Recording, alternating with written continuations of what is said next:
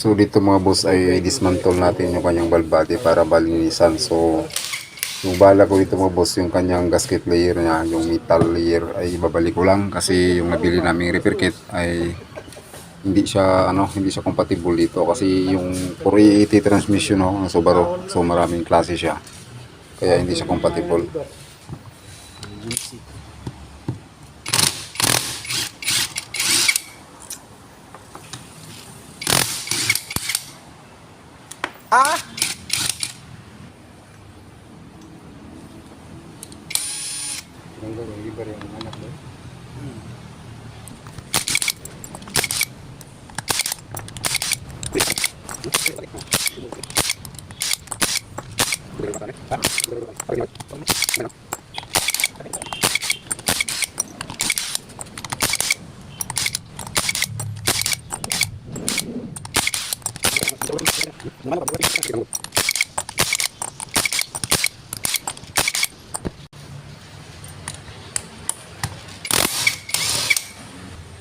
So ngayon mga boss, no, yung harness ng mga kanyang mga solenoid saka yung kanyang pressure regulator solenoid ay tatanggalin natin kasi tanggalin din natin yung kanyang mga shifting solenoid.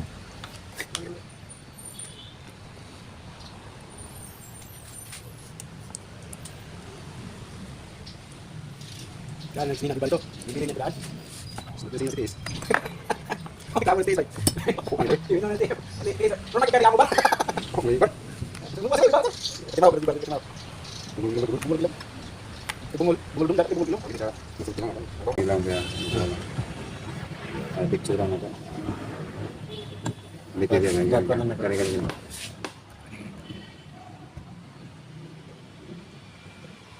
Naamong ko ni mga bulitas.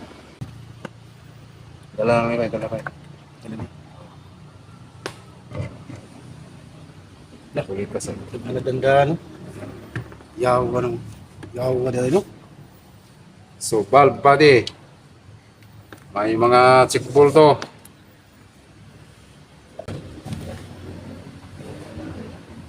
Check ball dito. Check ball. Check ball. Check ball, check ball.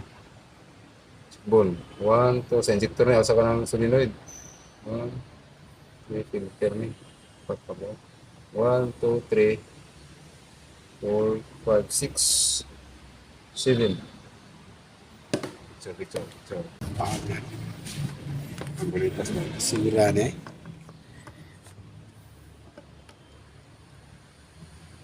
Sige, kabalik ka niron. Ito picture. Purmaha, oh. Di nasa ko yung manual ni Bay. Tapos may na yung manual gitu. Valve body na. Siniguro, di ba? Ito ko.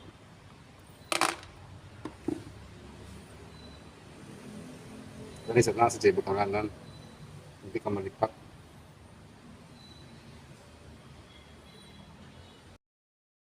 So, sa nakikita nyo mga boss ay tinanggal ko yung kanyang mga strainer at saka yung kanyang mga check ball. So, mag-ingat na kayo mga boss. Baka pagbalik ay magkulang na. So, kailangan i-safety nyo yung kanyang mga bukan dito, yung kanyang mga check ball. So, dito mga boss, no, nilinasan namin ng gasolina to. Di ko na lang tinanggal yung mga control valve niya. Kasi, tiningnan ko yung kanyang mga control valve, so wala namang stuck up, saka yung mga spring niya ay okay naman. Kaya di ko na lang tinanggal.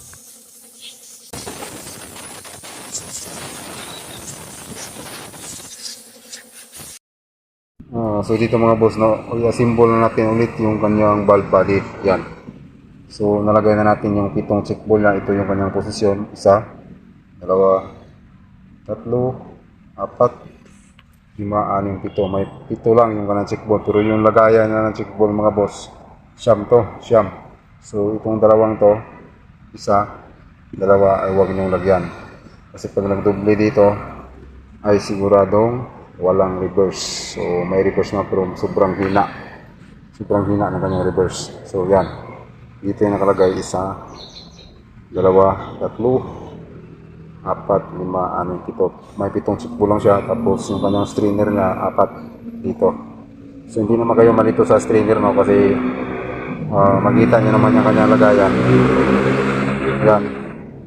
Dito kayo minsan nalito sa kanyang lagayan ng check ball. So dapat pagpaklas nyo, dandahan kayo. Picturean nyo siya para sigurado yung ano nyo kabit. So ang ano pala nito mga boss, yung kanyang gasket is steel. So ibalik ko lang yung kanyang dating gasket kasi hindi kasya yung kanyang gasket na nabili namin yung sa replacement. Ang 480 transmission kasi ng Subaru Forester ay may maraming klase, so kaya hindi nagkasya yung gasket ng valve body dito, kaya ang plano ko ibabalik ko na lang to. So ito yung kanyang posisyon niya. Sandali. Ibabalik ko na lang yung metal layer na yan mga boss, no, kasi ano, okay pa naman yung kanyang metal gasket, so wala namang warpage, maganda pa naman, linisan ko na siya. Ito yung kanyang posisyon mga boss, so dandahan lang kayo. Yan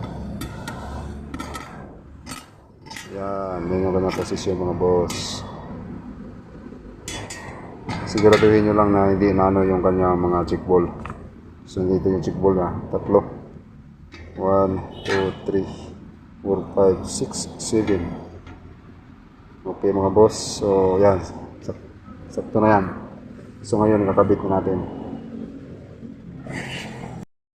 kabit natin dito yung kanyang ano, kabilang side. So dandahan lang kayo mga boss. Tinawagan ko lang no kasi ano, pero ano ko ito mamaya. Yan.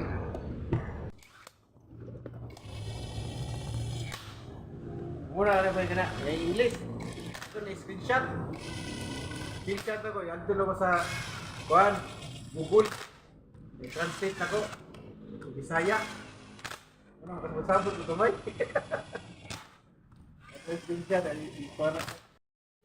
So yan mga boss, ibinalik natin yung kanyang mga bolt. So i-final torque ko yan mamaya pag nagkabit na tayo sa ano, sa transmission. Ikabit natin sa transmission tapos i-final torque natin. Yan.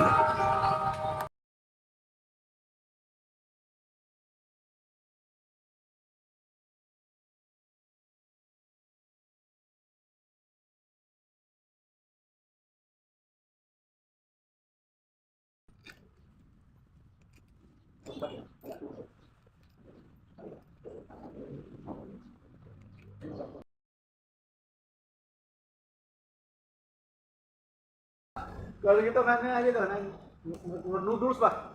Ibang tisagol, noodles. Ibang tisagol. So dito mga boss, ang torque ko dito sa kanyang valve body to transmission case ay 10 Newton meter. At ganun din sa ano, valve body mismo na bolt, i-final torque natin at 10 Newton meter din yung torque natin mamaya. Okay mga boss. Wag ka mo. Gawad bay. Binlan ka na mo Drea. Oh, tanon. Doon na yung ice cream.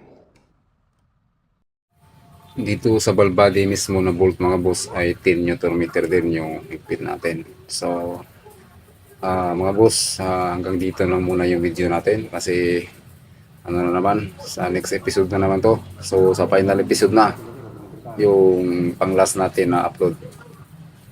Okay, para diretso na tayo takbo. So hindi ko pwedeng taasan yung video ng ano masyado kasi yung storage ng phone ko ay maliit lang. So maraming files yung phone ko. Okay. At maraming salamat sa inyong mga sa mga silent viewers natin, sa mga followers, sa mga subscribers ko sa YouTube. So sana hindi kayo magsawang manood sa mga video ko. Okay. Salamat sa inyong panonood.